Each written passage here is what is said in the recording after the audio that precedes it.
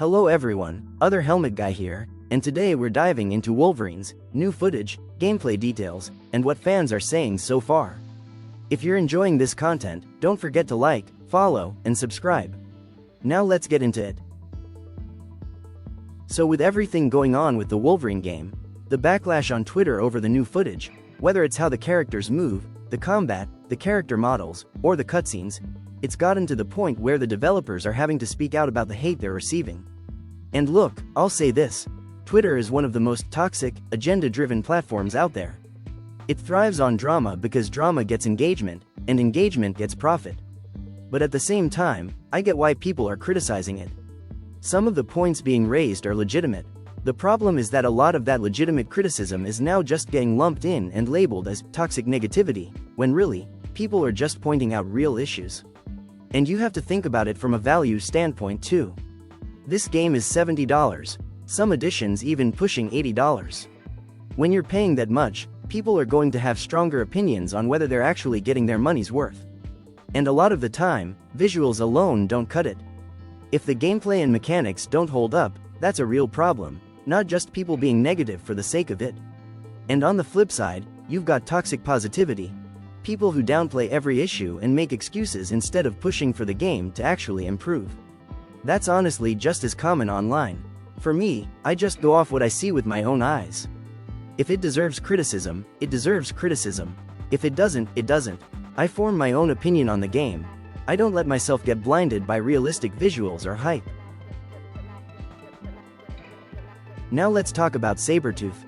There's a clip going around of him getting into this weird argument with Wolverine about not coming back to the team, and something about that whole exchange just didn't sit right with me. The other thing that stood out was his voice, it just doesn't match his look. The most recent version I can compare it to is from Marvel's Midnight Suns, and honestly, that voice feels like it would have fit this character a lot better. Now I've already talked about Wolverine's face, but for some reason, in the cutscenes and the way he talks to other characters, his demeanor feels different. The way he speaks just doesn't feel like him. I also noticed he doesn't smoke or drink much in this version. Maybe that's them toning things down for censorship reasons or whatever. But overall, his personality feels like it's shifted from how he usually acts in the comics. In this game, he comes across as more friendly, a bit naive. And even when he's just staring at someone, there's this puppy dog eyes look to him. He doesn't come across as hardened or tough at all. So there's something I noticed that a lot of these games seem to go through. Comparing something like X-Men Origins, Wolverine and the God of War trilogy up through 3. They're both built around gameplay-focused, arcade-style action. It's more engaging and enjoyable because there's constant action, tons of combos, crazy moves, and a huge number of boss fights. It gives you that power fantasy feeling. You feel strong, you feel powerful. Cinematic gameplay, on the other hand, leans more into character and storyline. It's more linear, and the character feels less powerful. They often have to rely on other characters to save them through cutscenes and gameplay, which makes them feel more vulnerable and relatable for today's audiences. The movement and combat between the two styles actually look pretty similar, but cinematic games lean toward realism. It feels slower and more deliberate in certain moments. It's built around emotional drama, trauma, character development, and relationships. It's less about power fantasy and more like playing through a movie. So it seems like this game is taking the Team X concept from the comics but putting their own spin on it. In the comics, Team X is a proper Black Ops task force, mutant mercenaries working under a government or organization, taking down major threats with actual formation, tactics, and weapons, like a real Black Ops unit. But in the game, it's a much smaller group, just Wolverine, Sabretooth, Mystique, and a few others we haven't fully seen yet. It doesn't come across as professional as the comic version. There's no real team formation, no guns, none of that Black Ops military feel. It just feels a bit all over the place. Everyone's kind of doing their own thing instead of moving and fighting like an actual coordinated team. And speaking of that, I don't really understand the purpose of Wolverine's uniform in this game. He's got all these pouches and gear strapped to him, the kind of setup that looks like it should have grenades, knives, flashbangs, maybe even stuff to build booby traps. But for some reason, none of that gets used. You never get the option to actually use weapons, guns, or any long-range equipment in combat. It's just his claws. Now, I know people are going to say, why would he need any of that? He's basically invincible with his claws. But he's not invincible. He can still get injured, still get overwhelmed, and even if his healing factor brings him back, that doesn't stop him from being captured. Depending on who he's up against, enemies could hold him down and run endless experiments on him, using his DNA or his powers to clone soldiers, recreate his abilities, or even brainwash him into joining their side. And if he's blown apart badly enough, even his healing factor has its limits. There are ways to put him down for good. He knows that better than anyone. So it still makes me question whether the developers actually dug into everything Wolverine's capable of, especially his military background and combat training. Because right now, all that gear on his uniform looks like it's just there for show. Now for the running animation in the game, and maybe this is influenced by the movies, but Wolverine doesn't feel like he moves like something inhuman. The way he runs and gets from one place to another actually reminds me of Metal Gear Solid, with Big Boss in Ground Zeroes or Phantom Pain. And for some reason, Big Boss's running speed in that game feels faster than what we're seeing from Wolverine here. That doesn't make sense to me. Big Boss is a peak human super soldier, while Wolverine is a mutant with animalistic, superhuman speed. He should be moving faster than the average human, and even faster than a trained super soldier like Big Boss. It makes me think the developers pulled more from the movies than the actual comic source material, because the movies have always downplayed this side of him, treating him more like a regular guy with claws instead of what he actually is in the comics. Now let's talk about the animal senses in this new game. It's surprising, honestly, because it doesn't feel like they took any notes from previous Wolverine games when it comes to this. In older games, his enhanced senses were used to highlight different areas, objects, or points of interest, giving you multiple indicators and directions you could actually follow based on his tracking abilities. It felt more immersive, more tied to who he is as a character. But in this new game, it's just way too simple and safe. It's literally just a trail that leads you from point A to point B, and that's it. No real use of his senses beyond that. Honestly, I'm a bit disappointed. This is one of Wolverine's defining traits, and it feels like a wasted opportunity here. Now let's talk about combat. Shadow Helmet Guide touched on this in another video, and I do remember that, but now that I've seen more of the gameplay, not all of it, so maybe it's too early to fully judge, I want to expand on it. Because here's the thing. If we're going off the comic book source material, Wolverine is a master martial artist.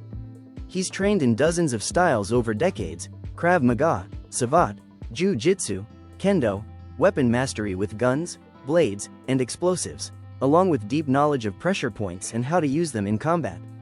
He's one of the most skilled close-quarters combatants in the entire Marvel universe. The movies have honestly misrepresented this. They lean into him as just a brawler with claws, and I think that's why a lot of people underestimate how much range he actually has. So for this game, I'm honestly surprised they didn't pull ideas from other combat systems that already exist. I can't believe I'm saying this, but they could have taken cues from something like Batman, Arkham Knight, multi-enemy takedowns, disarming enemies and using their own weapons against them. Wolverine has so much variety in his skill set that it feels underused here. They could have leaned into something like the Ninja Gaiden trilogy for his claw combat, that speed and fluidity, or even borrowed from Sifu for hand-to-hand combat without claws, with counters and pressure point precision. From what I've seen so far, the game leans into pretty modern, familiar combat mechanics, enemies with a kind of super armor that don't flinch even when you're chaining combos into them with his claws, which interrupts the flow. It reminds me of a mix between the Spider-Man games and Assassin's Creed Black Flag Resyncs combat, colored attack indicators, like blue or yellow, for parries, and unblockable attacks you have to dodge. There's also this one recurring move, a strong kick that sends enemies into a wall or knocks them off a ledge and out of the arena, followed by a finisher move. It looks like it could get repetitive. I really hope I'm wrong about all this, because if it plays out this way, that's disappointing. Wolverine has so much unexplored depth when it comes to combat variety, and it feels like they're playing it safe instead of really exploring what makes him unique. Now for his tactical side and arsenal, Wolverine isn't just about close combat when he doesn't have to be. He'll use equipment, gear, and environmental tactics to take enemies down. In the game, this could have translated into so many interesting mechanics: trip mines, distraction devices, using the environment itself as a weapon, like cutting down a tree to drop it on an enemy, or using a crossbow for a silent takedown. There's so much room to experiment here. As for his strength, he's incredibly strong. He can break out of heavy restraints through pure rage and raw power, restraints that are specifically built to hold him. He's arguably stronger than your typical super soldier archetype, and for stealth, he should be fast and agile, capable of clearing enemies quickly instead of picking them off slowly one by one. There's so much variety they could tap into, using enemy equipment against them after a takedown, environmental kills, silent multi-target approaches. But right now, it feels like they're leaning on pretty basic stealth mechanics, which makes me think it comes down to a lack of research into everything Wolverine's actually capable of. Now, looking at the Sentinel footage, I get why people are frustrated. This kind of boss fight has been overused across so many games at this point, so I understand the criticism. But here's the thing. If the full game shows the Sentinel actually standing up and you're fighting it at full scale, that changes everything. Because back in the day, in X-Men Origins, Wolverine, that kind of boss fight was genuinely ahead of its time. You don't usually see a giant enemy standing up while you're fighting it, with that much destruction, agility, and adrenaline packed into the encounter. That was seriously impressive for its time, when most games didn't even attempt something like that.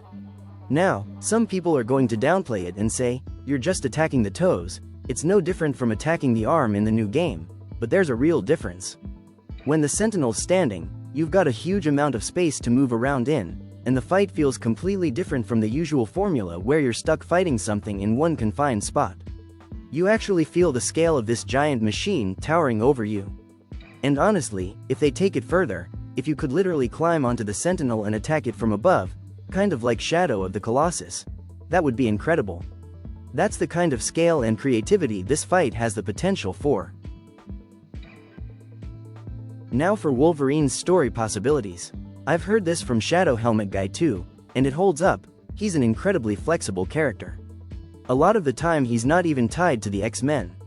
He can carry standalone stories built around undercover missions, investigations, or working under a different alias entirely.